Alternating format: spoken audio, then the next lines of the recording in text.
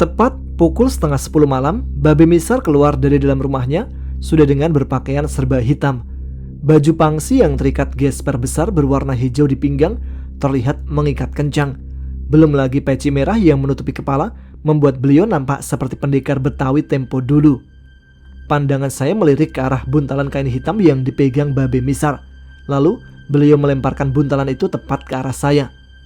"Buka Tong, lihat sendiri apaan isinya," perintah Babe Misar yang saya balas dengan anggukan kepala.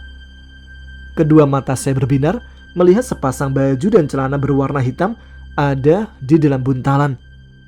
"Entu baju sama celana pangsi yang Babe pakai zaman dulu buat berjuang. Sekarang Babe warisin buat lu Tong," ucap Babe Misar sambil menyalakan rokok kreteknya. Saya tercengang dengan sebuah senyuman sumringah karena merasa sangat-sangat senang mendapatkan warisan yang merupakan bagian dari sejarah hidup Babe Misar. Seketika saya cium sepasang pakaian hitam itu untuk menghirup aroma sebuah perjuangan. Namun kening saya langsung berkerut, heran setelah mencium pakaian tersebut yang aromanya seperti pakaian baru. Pandangan saya terlempar ke arah Babe Misar yang terlihat sedang tertawa terbahak-bahak, lalu terbatuk beberapa kali karena tersedak asap rokok. Saya yang melihat Babe Misar terbatuk terus langsung menuangkan segelas air dari dalam dapur dan memberikannya ke beliau. Kemudian saya duduk di sebelahnya sambil mengusap-usap punggung Babe Misar. "Udah Be, jangan ketawa mulu, terkeselak lagi, batuk lagi deh," ucap saya mencoba memberikan nasihat saat melihat Babe Misar masih sesekali tertawa. "Babe geli bener ngeliat muka elu abis nyium baju entu Tong." "Lah, emang kenapa Be? Bajunya kagak bau kok, malah baunya kayak baju baru," jawab saya yang masih mengurutkan dahi. "Justru entu yang bikin Babe ketawa ngakak Tong. Lu percaya aja omongan Babe kalau entu baju bekas Babe pakai berjuang dulu. Entu baju tadi sengaja Babe beli di pasar Parung buat lu. Wanjrit, pantesan aja baunya kayak baju baru. Ternyata emang baru dibeli di pasar Parung.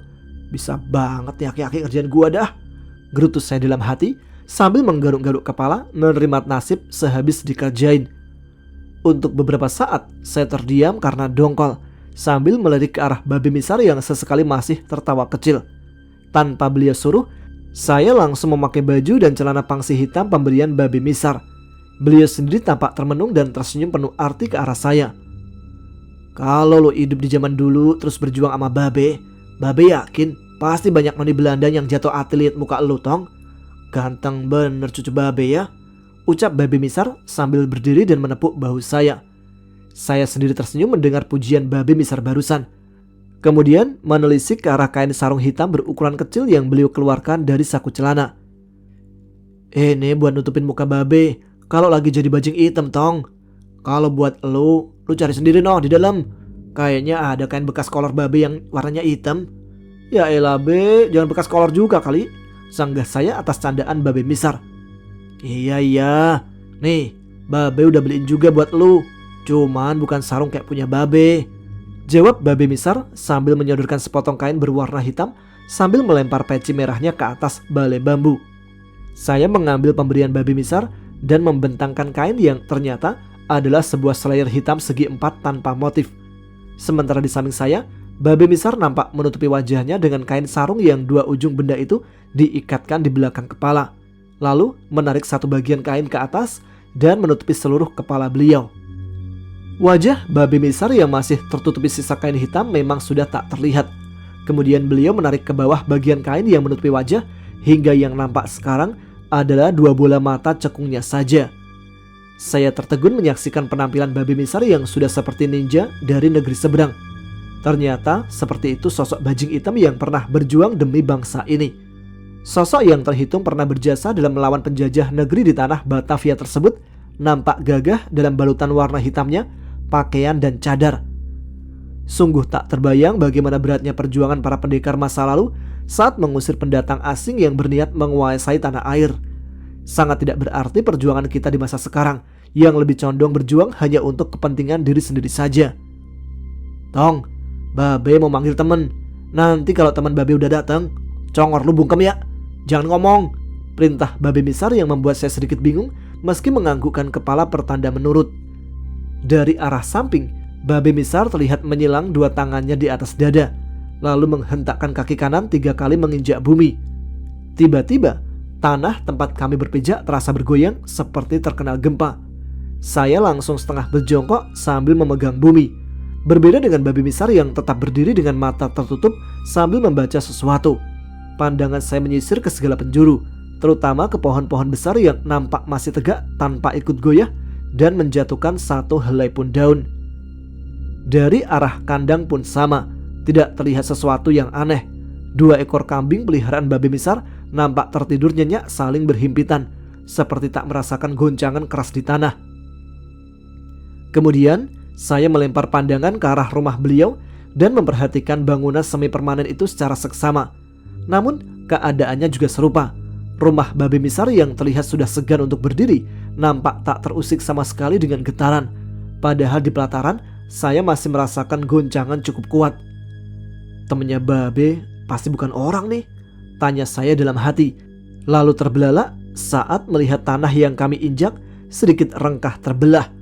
Mendadak, kedua mata saya terpicing saat melihat asap putih keluar dari rengkahan tanah dan berkumpul menjadi satu, tepat 2 tombak di hadapan kami.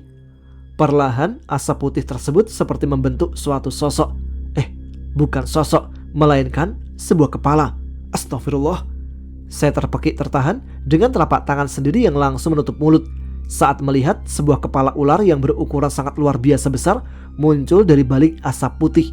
Bahkan karena saking terkejutnya, saya sampai jatuh terduduk dengan kedua mata terbelalak bersamaan dengan terhentinya goncangan di tanah.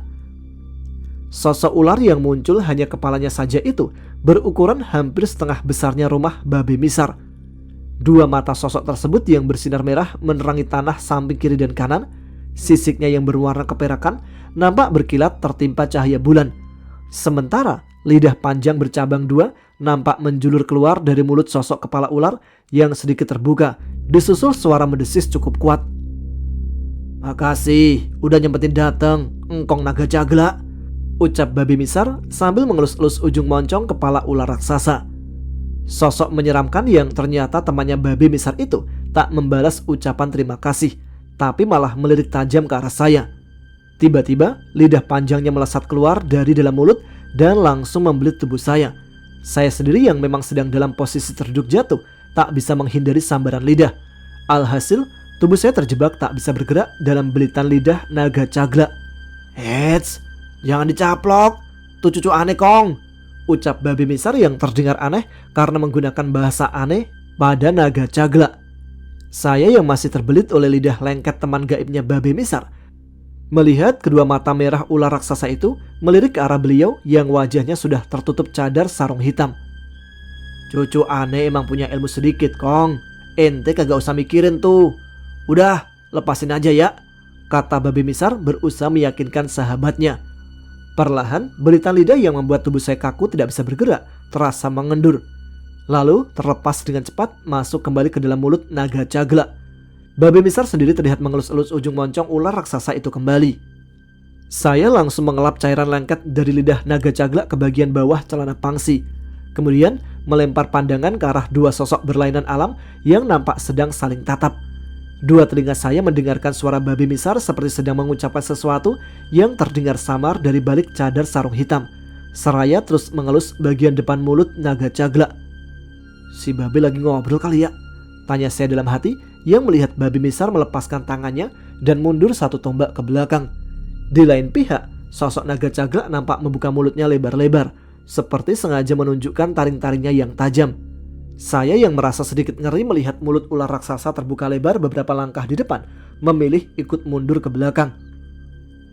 "Lo masuk ke dalam mulut naga cagla, tong," perintah babi Misar yang membuat kedua mata saya melotot seketika. "Babi bercanda kan ya?" ucap saya disusul senyuman kecil karena mengira kakek tua itu kembali ingin mengerjai saya. "Kagak, babi beneran tong." "Beh, gila aja, saya harus masuk ke dalam. Itu mulut ular beh, bukan pintu rumah babe," tolak saya sembari menunjuk ke arah mulut naga cagla yang masih terbuka lebar, siap menelan siapa saja yang nekat masuk ke dalamnya. "Udah, jangan pakai ngebantah babe, buruan masuk. Kalau lu takut, masuknya barengan sama babe." "Tapi beh," ucapan saya terpaksa terputus saat tangan saya yang masih menunjuk langsung ditangkap dan ditarik dengan cukup kuat oleh babi Misar. Kedua mata saya membesar saat babi Misar mulai melangkah maju ke arah mulut naga Cagla sambil terus menarik tangan saya ke belakangnya. Saya coba melepaskan tangan dari cengkraman babi Misar, namun tenaga kakek tua itu terasa semakin kuat, seperti tidak membiarkan pegangannya lepas dari tangan saya. Dengan hati berdesir, saya akhirnya menyerah dan berjalan mengekor di belakang babi Misar. Saya sempat bergidik ngeri, ditambah geli melihat bagian dalam mulut naga Cagla yang sudah kami injak. Kedua kaki saya yang tidak memakai alas apapun menginjak bagian bawah mulut ular raksasa tersebut yang terasa berlendir namun empuk. "Tutup mata lu, Tong. Jangan buka kalau babe belum suruh," perintah babe Misar lagi yang berdiri persis di sebelah saya di dalam rongga mulut naga Cagla. Saya mengangguk pelan meski dalam hati tidak yakin akan apa yang saat ini sedang saya lakukan benar atau tidak. Air liur langsung tertelan dalam mulut saya. Begitu naga Cagla mulai menutup mulutnya secara perlahan bersamaan dengan kedua mata saya yang terpejam. "Mimpi apa gue semalam, bre?" tanya saya dalam hati sambil memegangi lengan baju pangsi babi Misar dengan sangat kuat. Udara dalam rongga mulut naga Cagla terasa sangat lembab. Kedua mata saya yang masih terpejam sampai kejatuhan keringat yang mengalir dari atas dahi. Dalam hati, saya merasa penasaran akan apa yang sebenarnya terjadi di luar sana. Mengapa babi Misar sampai nekat menyuruh saya masuk bersamanya ke dalam rongga mulut naga Cagla? Sesaat kemudian, saya mulai merasakan sapuan angin malam yang dingin dari arah depan, seketika menghilangkan hawa lembab dan gerah di tubuh. "Makasih bantuan ente, Kong. Kalau ada umur, nanti ane gantian yang main ke tempat ente." Terdengar suara babi Misar yang sedang berbicara dengan naga Cagla. Dalam hati, sebenarnya saya penasaran, tapi tak berani melanggar perintah beliau yang menyuruh saya untuk terus menutup mata sebelum diperbolehkannya. "Buka mata lu, Tong. Kita udah nyampe nih," ucap babi Misar dari arah samping. Saya yang merasa lega karena akhirnya sudah diperbolehkan untuk melihat, mulai membuka kedua mata perlahan-lahan. Pandangan saya sempat menyisir ke arah samping kiri dan kanan saat mengetahui kami berdua tak lagi berada dalam mulut naga Cagla dan sudah berdiri di belakang dua pohon besar di sebuah kebun. "Kita udah nyampe di tempat ngumpulnya semua preman pasar, dibantuin naga Cagla tadi, Tong," kata babi Misar yang membuat saya harus menepok jidat sendiri. Ternyata sahabat gaibnya kakek tua itu hanya membantu kami berpindah tempat saja dengan cara masuk ke dalam mulutnya, seperti yang biasa saya lakukan dengan Sekar atau Bayu Barata, namun dengan cara yang berbeda. Kenapa sih babi kagak ngemeng dari tadi? Sengaja banget babi Misar ngejain gua sampai bikin gua spot jantung. Lama-lama bisa gue piting juga nih aki-aki, saking seringnya ngerjain gue. Gerutu saya dalam hati sambil meremas layar hitam dalam genggaman tangan. "Tong, lu lihat noh di gubuk depan. Entu preman-preman kayaknya lagi pada mabok dah," ucap babi Misar sambil menunjuk ke arah kegelapan. Saya terpaksa menggunakan ajian tebus pandang untuk melihat ke arah yang beliau tunjuk. Di hadapan kami terbentang tanah lapang dengan sebuah gubuk seperti pos ronda. Mata saya menangkap ada 6 orang laki-laki yang memang benar sedang menikmati minuman keras sambil duduk di atas teras gubuk. 3 motor terlihat terparkir sedikit menjorok ke bagian belakang gubuk. Sepertinya mereka sengaja menyembunyikan kendaraan agar tidak dapat dilihat oleh orang lain. Mulut saya seketika menyunggingkan senyuman dingin melihat ada 2 sosok laki-laki yang sudah saya kenal ada di antara mereka. Ya, siapa lagi kalau bukan 2 preman berhati pink yang tadi siang sempat membuat saya kentang memberikan mereka pelajaran. "Lu pakai kain hitam yang babi kasih tadi. Terus tunggu di sini. Lu liatin aja dulu bagaimana baju hitam ngegaplok tuh orang-orang pada. Tar babi sisain si John sama si Robert buat lu," ucap babi Misar yang saya balas dengan acungan jempol tanda setuju. Perlahan, babi Misar menengadahkan kedua telapak tangan seperti berdoa, lalu mengusap wajahnya yang tertutup cadar kain sarung hitam dengan kedua telapak tangan. Telinga saya sempat mendengar suara babi Misar, namun terkejut saat menyadari kakek tua itu tidak lagi berada di samping. Dengan cepat, saya melempar pandangan ke semua penjuru dan mendapati sosok kakek tua tersebut sudah berpindah tempat ke atas sebuah cabang pohon besar di dekat gubuk. Gila, buat orang yang udah berumur, ilmu meringankan tubuh si babe masih ada di atas gua. Puji saya ke arah babi Misar yang nampak hanya seperti bayangan hitam saat melompat lagi dengan lincah layaknya seekor bajing hitam. Dan kali ini mendarat persis di atas atap gubuk yang hanya terbuat dari asbes. Perlahan, saya melipat slayer hitam menjadi bentuk segitiga dan menutup wajah saya dari bawah mata sampai mulut. Pandangan mata saya terus menatap tajam ke arah bajing hitam yang melompat sejengkal di atas asbes, lalu menginjak benda itu hingga pecah berantakan. Bersamaan dengan tubuhnya yang ikut jatuh ke dalam, disusul suara teriakan orang-orang yang terkejut dari dalam gubuk. Dengan gerakan lincah, babi Misar yang sudah menjelma menjadi sosok bajing hitam memporak-porandakan pesta miras ke-6 orang tersebut. Beberapa kali terdengar suara teriakan kesakitan para pemabuk itu saat menerima tempelengan, tendangan maupun sikutan bajing hitam. Hanya 2 orang yang sengaja ia totok jalan darahnya hingga tak mampu bergerak. Sesuai janji babi Misar, beliau akan menyisakan 2 preman karbitan untuk saya. Hanya butuh waktu tidak kurang dari 3 menit. Bajing hitam berhasil melumpuhkan ke-4 bajingan tersebut hingga jatuh pingsan. Kemudian ia melompat turun dari atas gubuk sambil menarik tangan si John dan si Robert. Saya yang masih bersembunyi di belakang 2 pohon berniat hendak melompat dan melanjutkan aksi pemberian pelajaran ke 2 preman pasar yang sedang diseret bajing hitam. Namun tiba-tiba kedua mata saya terbelalak begitu melihat sosok babi Misar terpental 4 tombak ke arah samping saat seladik sinar ungu menghantamnya dan membuat tubuh renta kakek itu terjatuh menghantam tanah keras. "Babe!" teriak saya seraya melompat ke depan dengan menggunakan ilmu meringankan tubuh. Setelah mendarat di dekat babi Misar, saya langsung membantu beliau untuk berdiri. 2 mata bajing hitam nampak terpejam dan terduduk kembali di atas tanah sambil merentangkan 2 tangan di atas dada. Sementara pandangan mata saya yang nanar menyisir ke segala penjuru, berusaha mencari tahu siapa yang telah menyerang bajing hitam secara pengecut. "Woi, keluar lu pengecut! Jangan beraninya nyerang dari belakang!" bentak saya yang mulai dikuasai emosi. Sejenak, hanya suara jangkrik yang nyanyiannya memecah keheningan malam, tanpa adanya sautan ataupun kemunculan sosok pengecut yang sudah melukai babi Misar. Kedua mata saya membesar melihat bajing hitam memuntahkan darah dari balik cadar kain sarung. Tanpa pikir panjang, saya langsung membuka kain sarung hitam yang menutupi wajah babi Misar. "Babe!" ucap si John yang masih terduduk tanpa bisa bergerak dengan wajah terkejut melihat siapa sebenarnya sosok di balik cadar. Saya tidak memperdulikan ucapan si John karena merasa cemas melihat keadaan babi Misar yang nampak lemas dengan bagian bawah mulut dipenuhi darah merah.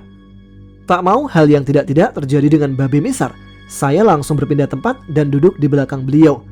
Kedua telapak tangan saya sudah terbuka dan bersiap untuk menyalurkan tenaga dalam dari punggungnya.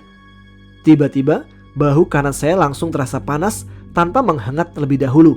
Ini pertanda bahwa pedang jagat samudera bereaksi akan sesuatu yang jahat akan datang. Babi Misar yang sepertinya merasakan hal sama membalikkan tubuh secara perlahan hingga menghadap saya yang sudah duduk di belakangnya. "Mandingan, lu pergi dari sini tong," ucap babi Misar dengan nafas terputus-putus. "Kagak beh, pantang buat saya ninggalin babi yang lagi terluka. Kita pergi bareng, pulang juga harus bareng beh." Belum sedetik saya selesai berbicara, mendadak suasana langsung senyap seketika. Suara nyanyian jangkrik yang dari tadi mengejek hentakan saya tak lagi terdengar. Angin malam yang semula masih berkenan berhembus seperti takut untuk kembali menggigilkan tubuh dengan dinginnya. 10 tombak di atas kami, tiba-tiba muncul sosok samar berselimutkan asap putih yang tadi siang sempat saya lihat keberadaannya di atas pohon beringin besar. "Dia datang. Lo kudu hati-hati tong," ucap babi Misar bersamaan dengan mulai berdirinya saya yang siap menghadapi apapun. Seorang laki-laki misterius juga nampak berjalan dari kegelapan malam menuju tempat kami berada. Kemudian berhenti tepat di bawah sosok samar yang melayang 10 tombak di atas. "Bang Junet datang buat nolong kita, Bet," seru si John yang masih terduduk kaku di belakang saya. "Biar mampus tuh si babe sama temennya dihajar abang lu, John," timpal si Robert. Saya seketika menoleh ke arah 2 orang cecunguk yang menatap dengan sorot mata tajam sambil menunjuk ke arah mereka. Begitu mendengar ucapan si Robert yang ditujukan ke saya dan babi Misar. "Jaga mulut lo, anjing," ancam saya dari lisan yang masih tertutup selayar dan membuat mereka berdua membungkam mulut karena takut. "Oi, siapa lu? Kenapa lu sama babi Misar berani ngacak-ngacak pesta adik gua?" bentak laki-laki yang dipanggil Bang Junet oleh si John. Saya terdiam sambil membantu babi Misar untuk berdiri meski masih sedikit terhuyung-huyung. Kedua mata saya menatap nanar ke arah laki-laki yang ternyata adalah kakaknya salah satu dari 2 preman tengik yang masih duduk kaku di belakang. Kemunculan Bang Junet masih wajar bagi saya karena dia adalah kakaknya si John. Tapi apa hubungannya sosok jin yang diselimuti asap putih dengan masalah ini? Kenapa makhluk itu tiba-tiba muncul di tengah-tengah kami? Apa jangan-jangan? Hei, lu kagak punya mulut buat jawab? Apa perlu jin penjaga keturunan nenek moyang gua nyerang lagi? Kedua mata saya terbelalak mendengar kalimat yang terlontar dari mulut Bang Junet. Ternyata benar, jin itulah yang telah menyerang dan melukai Babi Misar. Tanpa pikir panjang, saya langsung melompat ke depan setelah menepis pegangan tangan Babi Misar yang mencoba menghentikan. Kedua mata saya menatap nanar ke sosok jin berselimut asap putih penuh dendam. Lalu melempar pandangan lagi ke arah Bang Junet dengan wajah tak lagi tertutup selayar hitam. Bangsat! Jadi benar, kalian yang nyerang Babe dengan cara pengecut. Sekarang lawan gua. Jangan beraninya cuma sama kakek tua. Bentak saya dengan suara keras, lalu berniat mengeluarkan pedang jagat samudra dari bahu kanan yang sudah memanas sejak tadi.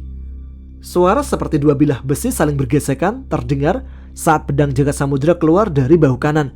Bergantian sekarang kedua mata Bang Junet yang terbelalak melihat pedang panjang berselimut sinar putih kebiruan sudah terhunus dalam genggaman tangan saya.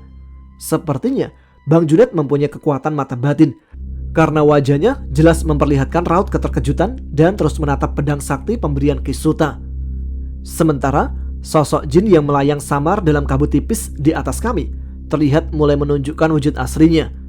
Pedang jagat samudra dalam genggaman tangan saya terasa bergetar seiring kedua mata saya yang membesar melihat sosok jin milik kakek moyang Bang Junet.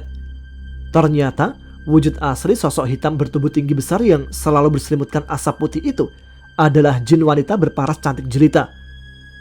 Kedua mata sosok jin berpakaian keraton berwarna biru yang hampir sama dengan pakaian Nyimas Galuh Pandita menatap tajam ke arah saya. Dalam hati saya bertanya-tanya, bukankah sosok hitam di atas pohon beringin besar itu seharusnya jin laki-laki semacam genderuwo? Bahkan suaranya saja yang sempat terdengar dalam batin saya tadi siang cenderung berat seperti suara laki-laki. Tapi mengapa yang muncul adalah jin cantik? Sudah aku bilang padamu anak manusia, jangan kau usik urusanku jika tak mau aku ganggu. Tapi ternyata kau lebih memilih untuk membuat perhitungan dengan mencoba melukai keturunan orang yang kujaga. Ucap jin wanita itu sambil melayang turun dan terhenti sejengkal di atas tanah. Aku tidak peduli siapapun adanya dirimu, Nyai, namun kaulah yang lebih dulu mencampuri urusanku dengan manusia-manusia berhati busuk seperti mereka. Lancang. Junet, lekas kau bawa dua saudaramu pergi dari sini. Aku akan membungkam mulut besar pemuda itu. Perintah jin wanita berpakaian biru dengan suara keras ke arah laki-laki yang bernama Bang Junet. Pandangan saya terlempar ke sosok Bang Junet yang nampak setengah berlari menuju dua preman yang masih duduk kaku dalam keadaan tertotok jalan darahnya. Yang cakep bin Bahenol, Babe kasih buat elu tong. Biarin Babe urusi Junet. Jangan takut, luka Babe udah mendingan. Ucap Babe Misar ke arah saya, lalu melompat untuk menghadang langkah Bang Junet. Melihat Babe Misar hendak menghalangi Bang Junet, jin wanita yang melayang sejengkal di atas tanah dalam jarak 10 tombak di depan melemparkan selendang birunya ke sosok bajing hitam yang tak lagi bertopeng. Suara desingan selendang yang melesat cepat ke Babe Misar membuat saya langsung bersalto ke arah sama sambil mengayunkan pedang jagat samudra.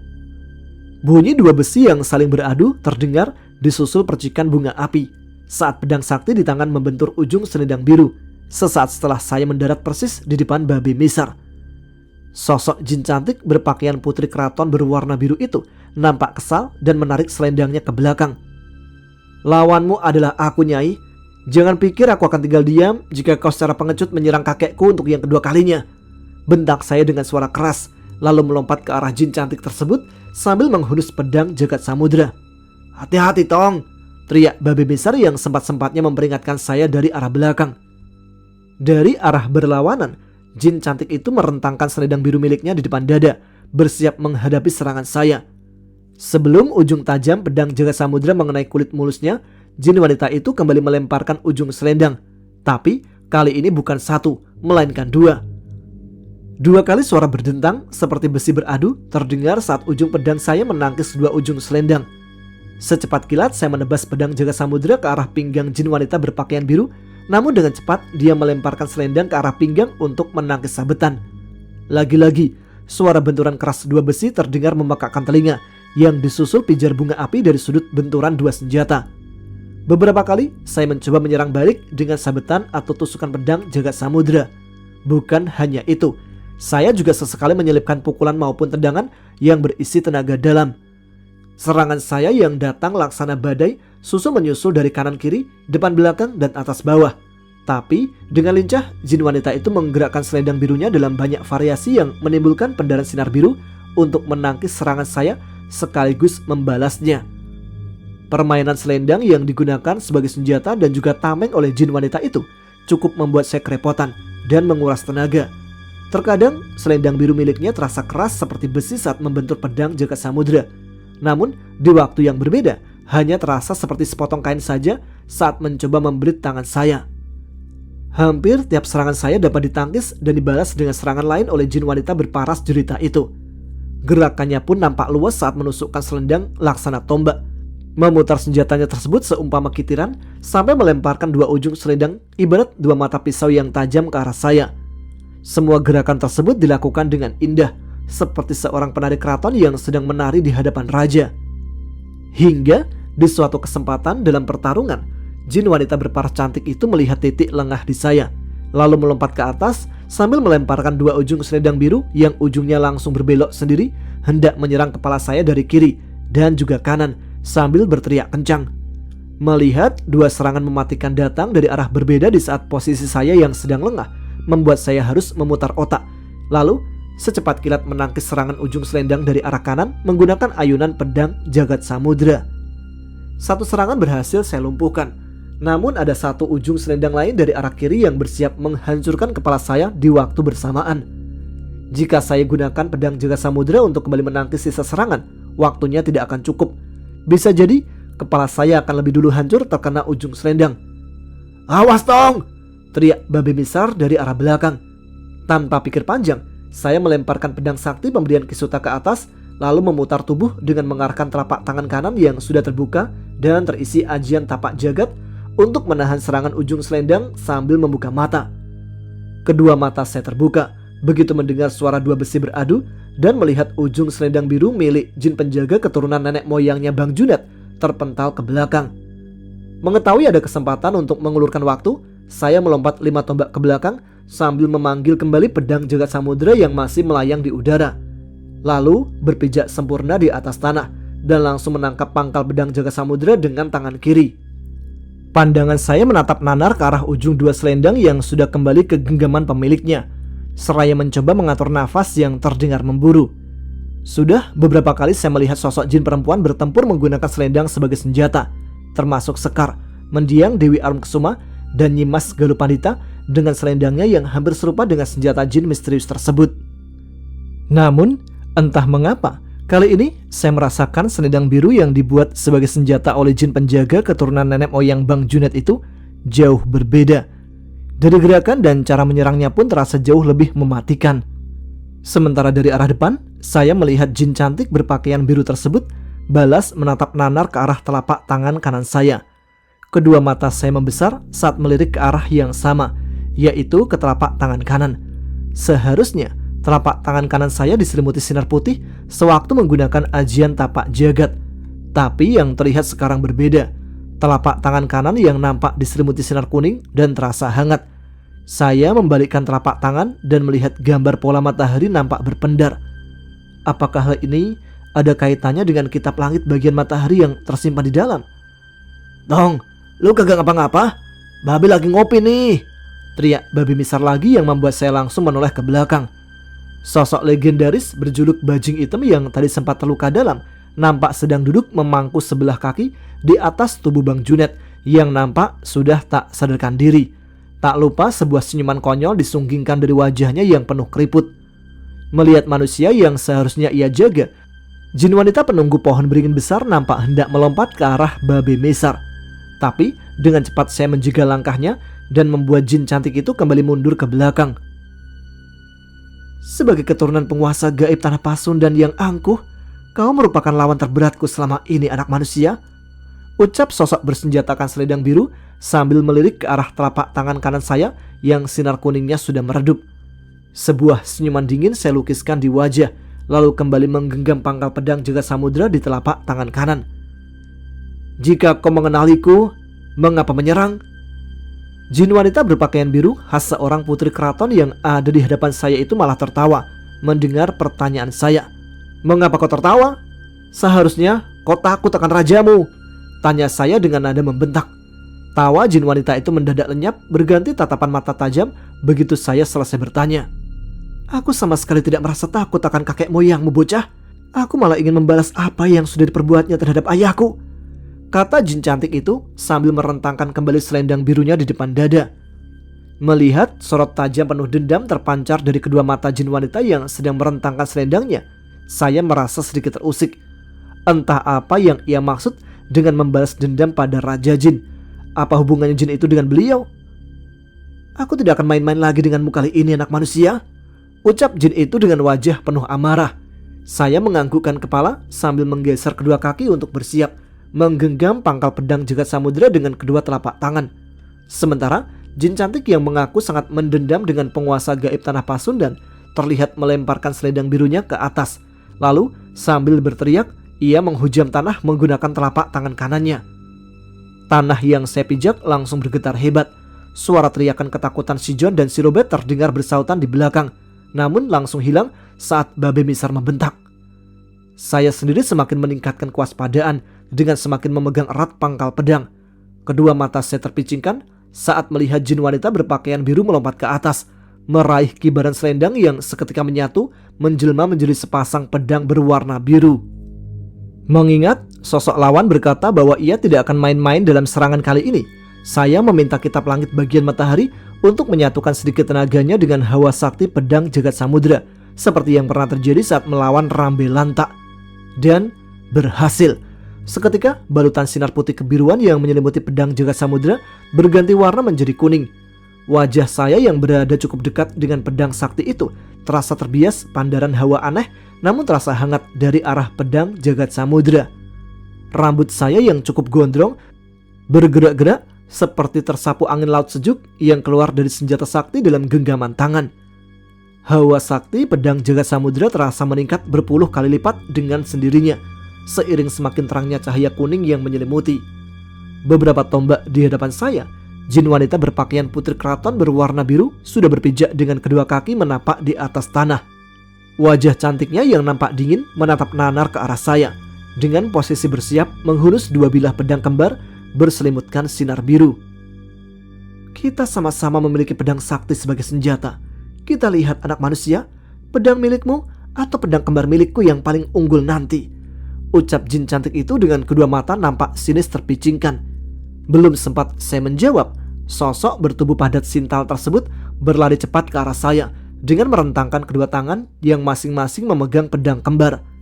Saya yang juga sudah bersiap ikut berlari menyongsong serangan musuh sambil mengarahkan pedang jagat samudera ke samping. Tepat 5 tombak di hadapan, sosok jin cantik itu melompat sambil menyabetkan dua pedangnya di tangan kiri dan kanan. Melihat dua serangan datang dari arah berbeda namun bertujuan sama, yaitu untuk menebas leher, saya menggerakkan pedang jagat samudera secepat kilat ke arah kanan dan kiri untuk menangkis. Dua suara benturan dua besi terdengar saling susul disertai pijaran bunga api berwarna kuning dan biru. Sosok jin cantik tersebut memutar tubuh sambil merunduk dan menyapu pedang di tangan kanan untuk menebas kaki. Saya pun melompat guna menghindar, seraya mengayunkan pedang jagat samudera ke arah kepalanya. Namun dengan gesit ia berkelit sambil menangkis ayunan pedang saya menggunakan pedang berselimut warna biru di tangan kiri. Belum selesai bunyi dentangan dua pedang yang beradu, sosok jin cantik yang mengaku memiliki dendam kesumat pada Raja Jin menyerang saya kembali secara membabi buta. Meski gerakannya masih sama luas dan indah seperti saat menggunakan selendang biru, namun pola serangannya jauh lebih terasa mematikan sekarang. Berbeda sekali saat belum menggunakan pedang. Kali ini bergantian jin berparas jelita itu menghujani saya dengan serangan-serangan yang lebih banyak mengincar kepala serta jantung.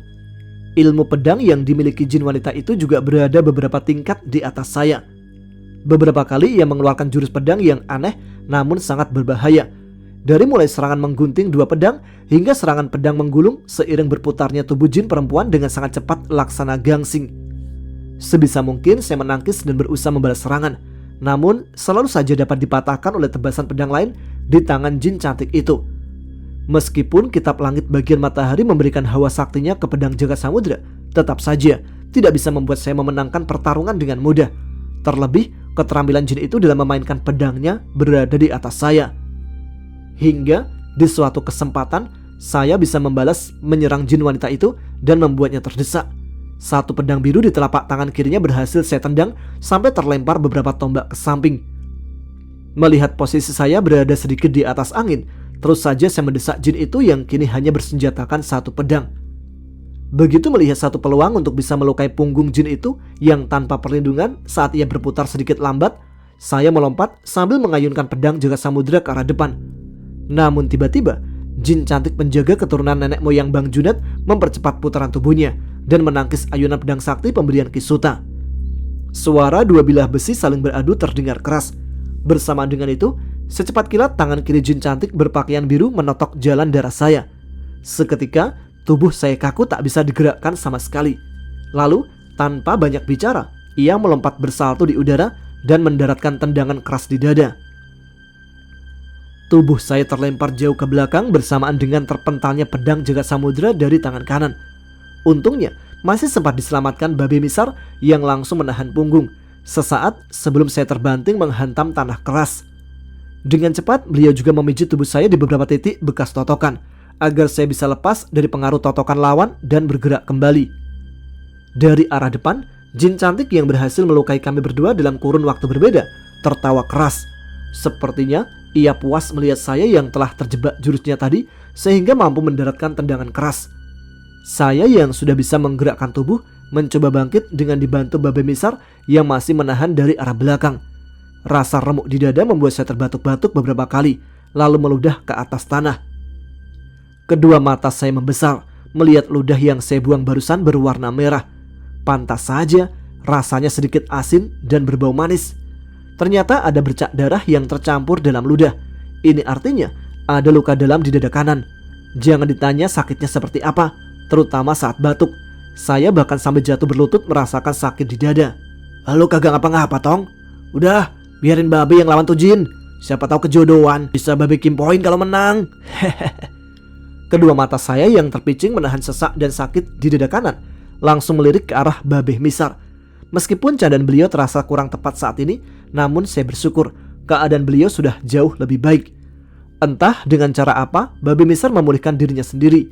Pulihnya beliau memberikan angin segar di saat situasi kami saat ini yang bagikan telur di ujung tanduk.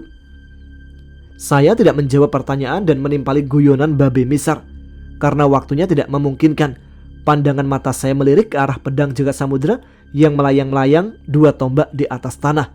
Dalam hati, saya memanggil namanya dan pedang itu pun melesat kembali ke genggaman tangan kanan saya. Beberapa tombak di hadapan kami, jin berpakaian biru masih tertawa sesekali, lalu merentangkan telapak tangan kirinya. Salah satu dari pedang kembar berselimutkan sinar biru yang tadi terpental ke arah samping, melesat dengan sendirinya ke arah telapak tangan kiri jin wanita itu. Sambil tersenyum dingin melukiskan ejekan, dia menyilangkan dua pedang kembar di depan dada.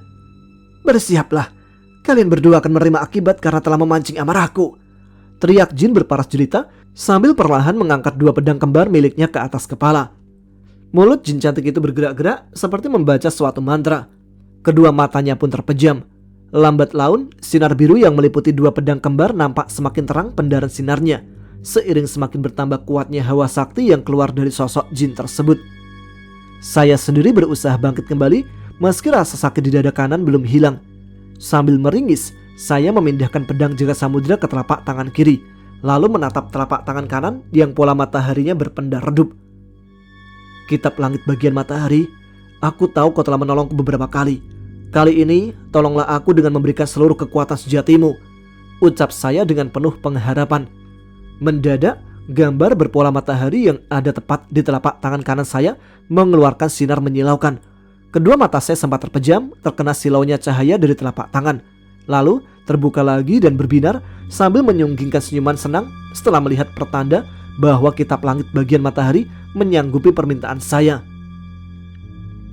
Perlahan namun pasti, sinar menyilaukan di telapak tangan berpendar redup kembali, berganti dengan sinar kuning hangat yang merambat turun ke bagian lengan kanan. Dengan cepat, saya memindahkan lagi pedang jagat samudra ke genggaman telapak tangan kanan, kemudian mengacungkan senjata sakti itu ke atas kepala. "Lo mau ngapain, Tong?" tanya Babe Misar yang sempat tertegun melihat seluruh lengan saya sudah terselimuti sinar kuning dari telapak tangan kanan dan terus merambat ke bagian tubuh lain. "Mundur beh, kalau bisa bawa 3 orang itu jauh ke belakang," jawab saya sambil melempar pandangan ke arah sosok Bang Junet yang masih pingsan beserta 2 kerabatnya yang juga masih duduk kaku tak bergerak. Babe Misar menganggukkan kepala mendengar permintaan saya, lalu memboyong ketiga sosok manusia itu satu persatu dan merebahkan mereka cukup jauh di belakang. Pandangan mata saya kembali nanar menatap ke depan, ke arah jin perempuan yang sebelumnya tidak mempunyai perhitungan dengan saya.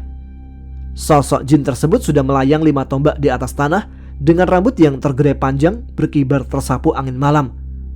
Entah mengapa, saat saya meminta kitab langit bagian matahari menyalurkan seluruh tenaganya ke pedang jagat samudra, seluruh tubuh saya bergetar, terutama saat sinar kuning dari telapak tangan kanan telah menyelimuti seluruh tubuh. Kedua bola mata saya sempat terasa perih dan mengharuskan terpejam. Namun, saya tertegun begitu membuka mata kembali. Pandangan saya berubah kuning sedikit demi sedikit. Bersamaan dengan itu, tubuh saya melayang ke atas secara perlahan dengan sendirinya. Astagfirullah, apa ini? Pekik saya tertahan begitu melihat baju pangsi hitam yang saya kenakan mulai terbakar secara aneh, tanpa merasakan panas sama sekali di tubuh. Sedikit demi sedikit, ujung lengan kanan baju pangsi hitam mulai meranggas termakan api tak kasat mata dan terus menjalar ke bagian lain. Inikah kekuatan sebenarnya dari kitab langit bagian matahari? Gumam saya dalam hati sambil tertegun melihat 2 bagian lengan baju pangsi sudah meleleh dimakan api aneh. Tiba-tiba, saya kembali terpekik begitu rasa sakit muncul dengan tiba-tiba di kepala. Dengan telapak tangan kiri, saya memegangi kepala sambil terpejam menahan sakit teramat sangat. Sementara pedang jagat samudra yang teracung di atas kepala terpaksa saya turunkan lagi. Tak mau musuh memanfaatkan kesempatan, saya kembali membuka mata yang sudah terselimuti sinar kuning seluruhnya. Rasa sakit di kepala semakin meningkat. Sepertinya otak dalam kepala saya mendidih hendak meledak. Beberapa kali suara erangan kesakitan keluar dari mulut saya, seiring semakin bergetarnya seluruh tubuh menahan sakit. Sementara dari arah depan, sosok jin perempuan sudah membuka mata meski terlihat ada raut keterkejutan yang muncul di wajahnya begitu melihat keadaan saya. Tanpa mengulur waktu, ia mengayunkan 2 pedang kembar berselimut sinar biru ke arah depan, persisnya ke arah saya. Suara melesatnya 2 lari sinar biru mengandung hawa kesaktian tinggi dari ayunan 2 pedang kembar. Bersama dengan itu, antara sadar dan tidak, akibat rasa sakit mendera di kepala, saya melihat bayangan berjubah hitam muncul persis di hadapan. "Panggil nama aku anak manusia. Aku akan membantu dengan menguasai tubuhmu seperti dulu," bujuk sosok misterius yang wajahnya nampak mirip dengan wajah saya meski tertutupi jubah hitam. "Bayu Ambar?" ucap saya dengan suara terbata-bata saat mengenali siapa sebenarnya sosok tersebut. Belum sedetik saya menyebut nama Bayu Ambar, tiba-tiba suara petir menyambar 1 kali persis di sebelah kanan saya. Seketika, sosok Bayu Ambar melesat lenyap tanpa bekas, berganti dengan sosok penguasa gaib tanah Pasundan yang muncul di balik sambaran kilat. Sosok berambut panjang dengan kepala tertutupi mahkota cukup besar itu sempat tersenyum kecil ke arah saya yang masih menahan rasa sakit. Dengan cepat, beliau merebut pedang jagat samudra dan melemparkannya ke atas langit. Suara bergemuruh terdengar dari angkasa yang telah menelan pedang sakti pemberian Kisuta. Awalnya saya hendak membantah melihat apa yang telah dilakukan Raja Jin dengan pedang jagat samudra. Namun rasa sakit di kepala memaksa saya untuk mengalah. Dengan cepat, Raja Jin membawa saya turun ke atas tanah dan menyuruh untuk segera duduk bersila, lalu menempelkan telapak tangan kanannya ke telapak tangan kanan saya yang masih memancarkan sinar kuning dengan mata terpejam dan mulut komat kamit. Sementara telapak tangan kirinya tertempel di dada kanan saya. Sesaat saya merasakan ada hawa sejuk keluar dari telapak tangan kanan dan kiri Raja Jin yang menempel di telapak tangan kanan serta di dada saya. Hawa sejuk tersebut terus masuk meresap ke dalam tangan kanan. Aneh, perlahan-lahan saya merasakan rasa sakit di kepala dan rasa remuk di dada kanan berkurang.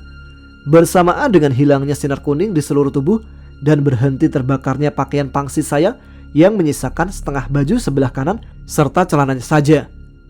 Merasa jauh lebih baik, saya menarik baju yang tak lagi sempurna bentuknya hingga terlepas, lalu menatap kembali ke atas dengan kedua mata tak lagi diselimuti sinar kuning.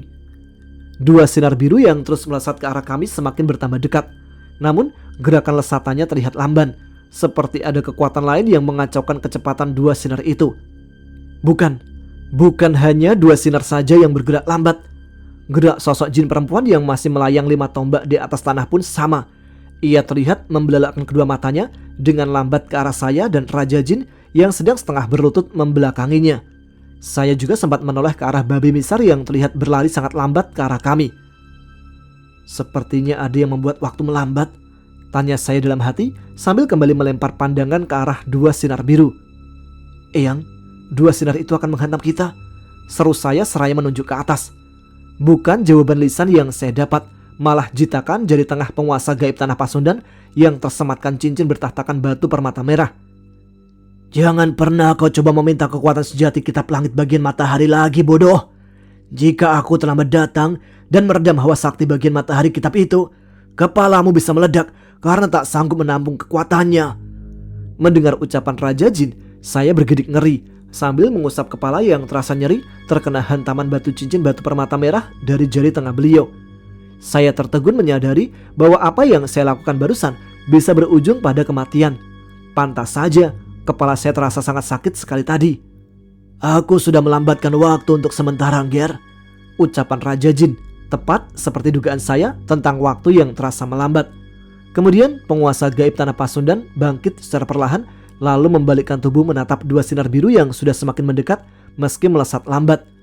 Dengan sebelumnya melukiskan senyuman dingin, Raja Jin meniupkan udara dari mulutnya ke arah 2 sinar tersebut sambil menjentikkan ibu jari tangan kanan. Suara angin besar laksana badai yang keluar dari tiupan mulut Raja Jin menderu ke arah 2 sinar pedang kembar milik jin wanita yang menjadi musuh saya yang kembali melesat sangat cepat. Nampaknya jentikan jari sosok penguasa gaib tanah Pasundan sudah mengembalikan kecepatan waktu seperti semula. Seketika gelombang angin besar menggulung 2 sinar biru dan membalikkan arah 2 sinar mengandung hawa sakti tinggi itu ke langit. Suara bergemuruh kembali terdengar saat angkasa raya menelan 2 sinar sakti, disusul berpendar birunya langit malam untuk sesaat. Kedua mata saya sempat terbelalak melihat sosok penguasa gaib tanah Pasundan menghilang, dan sekejap mata sudah berada tepat di hadapan sosok jin perempuan berpedang kembar. Berkali-kali sosok jin cantik itu menyerang Raja Jin menggunakan 2 pedang saktinya. Namun sosok penguasa gaib tanah Pasundan sama sekali tidak melawan karena dari semua serangan tidak ada satupun yang berhasil melukainya. Tong, lu kegampang apa? Tadi Babe lihat badan lu pada nyala, terang bener dah. Terus ada beledak nyamber di samping lu. Babe lihat, tahu-tahu lu udah duduk depor di tanah. Seru babi misar sambil memegangi dan memperhatikan badan saya yang sudah bertelanjang dada, berusaha memastikan tidak ada luka. Saya nggak apa-apa, Beh. Ada yang selamatin saya tadi, jawab saya sambil melempar pandangan kembali ke arah Raja Jin dan jin cantik yang terlihat sedang berteriak-teriak sambil menangis. Ono siapa, Tong? Pakaiannya kayak raja ya? Tanya babi misar dengan kedua mata cekung menatap ke arah 2 sosok makhluk beda alam. Emang raja, Beh. Beliau Raja Jin, penguasa gaib tanah Pasundan. Bujuk, jadi entu Raja Jin? Subhanallah, seumur-umur Babe yang kagak pernah ngimpi lihat presiden malah dikasih jodoh bisa lihat rajanya naga cagla. Temen Babe, Tong, kata babi misar dengan kedua mata berkaca-kaca. Belum semenit babi misar berbicara, saya melihat jin cantik yang tadi sempat melukai saya dan babi misar jatuh duduk bersimpuh meski masih melayang di depan penguasa gaib tanah Pasundan sambil menangis terseduh-seduh. Kening saya berkerut menyaksikan kejadian yang mengherankan itu. Aku akan membawa Nyimas Sukma Ayu Prameswari ke istana aku, Ger. Maafkan aku tidak bisa memperlihatkan wujud asliku ke kakek tua salah satu keturunan Kisuta. Aku sudah mengembalikan auramu kembali. Sebentar lagi jin penjagamu Sekar akan datang. Aku juga akan mengembalikan pedang jaga samudera milikmu dalam waktu dekat, ucap penguasa gaib tanah Pasundan dalam batin saya tanpa membalikkan tubuh. Saya tersenyum mendengar kalimat Raja Jin dalam batin, lalu menoleh ke babi misar saat 2 sosok jin tersebut menghilang. Sebenarnya saya sempat ingin menanyakan tentang sosok jin cantik yang dipanggil penguasa gaib tanah Pasundan dengan nama Nyimas Sukma Ayu Prameswari. Namun belum kesampaian niat saya, kedua sosok itu keburu lenyap tanpa bekas. Lah, leka ngilang, Tong. Babe belum lihat mukanya Raja Jin kayak apa? Ucap babi misar sambil menatap saya tidak mengerti. Raja Jin bilang beliau nggak bisa nunjukin mukanya ke Babe, tapi beliau tahu kok Babe keturunannya Kisuta juga, kata saya menjawab pertanyaan babi misar. Sesaat saya menangkap raut kekecewaan dari wajah kakek tua berpakaian pangsi hitam. Sebenarnya saya merasa tidak enak hati karena tak mampu meluluskan permintaan Babe Misar. Tapi semua itu berada di luar kekuasaan saya sebagai manusia lemah, apalagi hubungannya dengan penguasa gaib tanah Pasundan. Ya udah dah, Babe ngerti tong. Bisa ngeliat rambut sama mahkota gedenya juga udah senang Babe mah. Lagian kagak sembarangan orang yang dikasih karoma buat bisa lihat mukanya Raja Jin. Lo beruntung tong, ucap Babe Misar disusul senyuman kecil pada wajahnya yang dimakan usia. Kang Mas, panggil seseorang dengan suara terdengar sangat tidak asing di telinga saya dari arah belakang. Dengan cepat, saya membalikkan tubuh dan tersenyum melihat sosok cantik berpakaian keemasan sedang berdiri melayang satu jengkal di atas tanah. Sekar Kencana, ucap saya dengan suara lirih sambil menyunggingkan senyuman senang. Sekar sendiri melayang mendekat dan berhenti di jarak 2 tombak di depan saya. Pandangan Sekar sempat melirik aneh ke arah Babe Misar yang nampak melongo melihat kemunculannya. Siapa dia Kang Mas? Tanya Sekar sedikit ketus karena tidak senang dipandangi Babe Misar dari ujung kepala hingga kaki. Beliau orang yang telah memberikanku tempat bernaung selama beberapa hari ini, Sekar. Beliau juga salah satu keturunan Kisuta, kakek moyangku. Jawab saya yang membuat Sekar tercengang lalu melemparkan pandangan ke Babe Misar. Kakek tua itu terlihat senyum-senyum sendiri. Saya yang melirik ke arahnya merasa geli melihat tingkah Babe Misar. Sudahlah, acukan dia Kang Mas. Kedatanganku ke sini atas perintah penguasa gaib tanah Pasundan. Sang Banggina memberitahukanku bahwa beliau mengetahui apa yang terjadi pada ibumu adalah akibat pengaruh jahat Brajakrama. Kedua mata saya terbelalak mendengar kalimat yang dilisankan Sekar barusan. Kedua tangan saya terkepal dengan sendirinya mengetahui bahwa caci maki ibu tempo hari bukanlah berasal dari diri beliau sendiri, melainkan akibat pengaruh jahat Brajakrama. Darah saya terasa mendidih jika ingat akan betapa jahatnya Brajakrama yang telah membuat seorang ibu mengusir anaknya sendiri. Brajakrama, ucap saya dengan suara bergetar disertai emosi yang mulai meluap sambil menatap nanar ke arah Sekar. Yang dikatakan Sekar Kencana adalah benar adanya Nger, jawab seorang wanita lain yang muncul di sebelah kanan saya. Eyang Putri, ucap saya dengan suara lirih ke arah sosok Nyimas Galuh Pandita yang tiba-tiba muncul. Sekar sesaat menyunggingkan senyuman manis nan ramah dan kepala tertunduk satu kali ke arah sosok ibundanya Jagatirta. Lain halnya dengan Babe Misar. Untuk kedua kalinya, laki-laki tua tersebut melongo menatap sosok cantik lain yang muncul. Seperti Sekar, Nyimas Galuh Pandita juga melirik ke arah Babe Misar. Namun pandangan mata Nyimas Galuh Pandita jauh lebih ramah dibandingkan Sekar. Sebuah senyuman hangat dilemparkan putri kandung penguasa gaib tanah Pasundan ke arah Babe Misar dan membuat kakek tua itu tersipu. Sebaiknya kita lekas membawa Imam kembali ke rumahnya sekarang, Sekar Kencana, karena hanya dirinya saja yang bisa mencabut pengaruh jahat Brajakrama, ucap Nyimas Galuh Pandita yang dibalas anggukan kepala oleh Sekar. Tunggu sebentar, Sekar, Eyang Putri, bisakah aku meminta waktu sejenak untuk berbicara dengan kakekku ini? Pinta saya sambil memandang Sekar dan Nyimas Galuh Pandita secara bergantian. Sesaat, kedua jin yang sama-sama cantik meski terpaut jarak usia itu saling melempar pandangan satu sama lain. Kemudian Nyimas Galuh Pandita tersenyum kembali sambil memegang bahu kanan saya yang sudah tak tertutupi pakaian.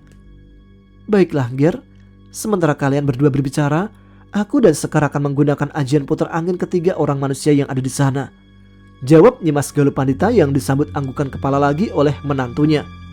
Saya juga mengangguk lalu memutar tubuh menghadap Babe Misar setelah kedua jin cantik tersebut melayang mendekat ke arah Bang Junat, si Robert, dan si John. Lo mau pergi ya Tong? Tanya Babe Misar dengan kedua mata cekungnya yang menatap sendu wajah saya. Saya sendiri menelan ludah menerima kenyataan pahit bahwa saat perpisahan saya dengan Babe Misar sudah tiba. Iya Beh, saya harus pergi. Ini menyangkut ibu, jawab saya dengan tenggorokan mulai terasa kering. Babe Misar nampak menghela nafas panjang lalu memegang dua lengan saya dengan kuat. Pandangannya yang sayu dari kedua mata nampak berkaca-kaca menyergap hati saya yang mulai merasakan haru. Perlahan wajah saya tertunduk saat mengingat berbagai pengalaman bersama beliau muncul dalam benak. Yang ketemu pasti bakal kepisah Tong, yang dateng pasti bakal pergi. Entun yang namanya hidup. Babe mau ngucapin makasih bener ke lu Tong. Lu udah Babe anggap cucu sendiri. Karena lu, Babe jadi bajing hitam lagi, ucap Babe Misar penuh arti tanpa diselingi kelakarnya. Saya yang mendengar hanya bisa mengucap dua mata yang basah dengan jari telunjuk dan jempol di tangan kanan. masih dengan wajah tertunduk. Pesan babe, lu jangan lupain sholat 5 waktu, aman yang sunat juga. Anak muda kayak lu jarang bener ada di akhir zaman kayak begini tong. Tetap lu istiqomah jalan yang lurus. Biar kata lu berteman sama jin, tapi jangan sampai bergantung sama dia pada. Tetap lu utamain Allah di atas segalanya, karena pertolongan Allah yang paling kuat dari semua yang ada. Saya mengangkat kepala dan memandang wajah babi Misar dengan 2 mata basah. Pandangan saya yang penuh arti membuat hati terasa semakin perih karena harus menyudahi pertemuan ini. Saya yang harusnya ngucapin terima kasih banyak ke Babe. Babe udah nolongin saya, kasih saya tempat buat tinggal, kasih saya makan. Jasa Babe gak ternilai buat saya. Udah, Babe kagak demen kalau lihat orang nangis. Babe mau lihat cucu Babe yang ganteng senyum lagi. Lagian emang lu kagak mau nemuin Babe kalau urusan lu udah kelar tong. Kalau bener sampai begono mah, mending di malam Babe gibeng lu sekalian. Saya tertawa lepas mendengar gurauan babi Misar meski kedua mata masih basah. Kakek tua itu pun tertawa terkekeh-kekeh. Meski saya sempat menangkap ia menyeka kedua matanya.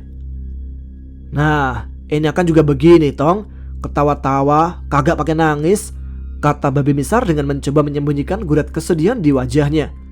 Saya menyeka kedua mata untuk terakhir kalinya, lalu menghela nafas panjang dan menarik tangan kanan beliau untuk saya cium. Cukup lama saya tertunduk mencium tangan kurus yang pernah mengepret wajah saya. Tangan kurus yang 2 kali memukul kepala saya menggunakan peci lusuhnya. Udah tong, jangan kelamaan nyium tangan Babe, lu kagak pegel apa? Kata babi Misar yang suaranya terdengar parau. Saya melepaskan jabatan dan ciuman dari tangan beliau, lalu berdiri tegap kembali sambil menatap sosok yang telah memberikan berbagai nasihat selama bersama dirinya meski di waktu sangat singkat. Tak mau hanya sekedar mencium tangannya, saya langsung memeluk babi Misar dengan sangat erat. Pelukan yang saya berikan layaknya pelukan seorang cucu yang tidak akan menemui kakeknya lagi dalam waktu dekat. Saya janji bakalan nemuin Babe kalau semua masalah saya udah kelar, Beh. Saya juga minta maaf kalau pernah bikin Babe kesel, ucap saya dengan bersungguh-sungguh saat sudah melepaskan pelukan dan menatap wajah rentah beliau. Sesaat saya bisa menangkap raut kesedihan sangat jelas terjejak di wajah rentah babi Misar. Namun dengan cepat sosok kakek tua itu menyembunyikannya dan kembali berseloroh. Lu emang kudu datang lagi tong. Lah baju sama tas lu, terus sepatu masih di rumah Babe. Siapa yang mau nyuciin coba? Oh gamenan Babe mah. Duraka lagi juga kalau lu nyuruh Babe. Saya kembali tertawa lalu memeluk babi Misar lagi dengan sangat erat. Udah sono, teman-teman jin lu udah pada nungguin tuh. Jangan pakai melang Babe. Yang penting lu kudu inget pesan Babe. Sama sering-sering ngelongo kalau urusan lu udah kelar ya tong. Saya mengangguk mantap lalu mencium tangan babi Misar bukan untuk yang terakhir kalinya. Lalu mulai berjalan ke arah 2 jin cantik yang nampak sudah selesai menggunakan ajian puter angin untuk menghilangkan ingatan ketiga orang preman. Doain saya ya Beh, kata saya dengan suara keras saat kembali menoleh ke arah babi Misar begitu sudah setengah jalan menuju ke arah Sekar dan Nyimas Galuh Pandita. Babi Misar sendiri hanya menganggukkan kepala sambil menyunggingkan senyuman manis namun terasa getir untuk dilihat. Gua pasti bakalan nemuin Babe lagi, saya janji Beh, ucap saya dalam hati seraya membalikkan tubuh kembali. Kemudian meneruskan langkah lagi menuju Sekar dan Nyimas Galuh Pandita. Kedua jin cantik yang sama-sama menyimpulkan senyuman manis nampak berdiri berdampingan. Pandangan mata saya sempat melirik ke arah belakang. Sosok Bang Junet yang masih pingsan terlihat sudah terbaring menghadap langit. Sedangkan sosok Cijon dan si Robert yang tadinya masih sadar meski tak bisa bergerak karena ditotok jalan darahnya oleh babi Misar, kini sudah pingsan tak bergerak. Sebaliknya, sekarang kita kembali ke rumah Mukang Mas. Saran Sekar yang kali ini dibalas anggukan kepala oleh Nyimas Galuh Pandita. Saya terdiam sambil menatap Sekar dan Nyimas Galuh Pandita secara bergantian, lalu menganggukkan kepala ke arah mereka berdua. Baiklah, bantu aku melenyapkan pengaruh jahat Brajakrama dari ibu, jawab saya dengan mengepalkan kedua telapak tangan.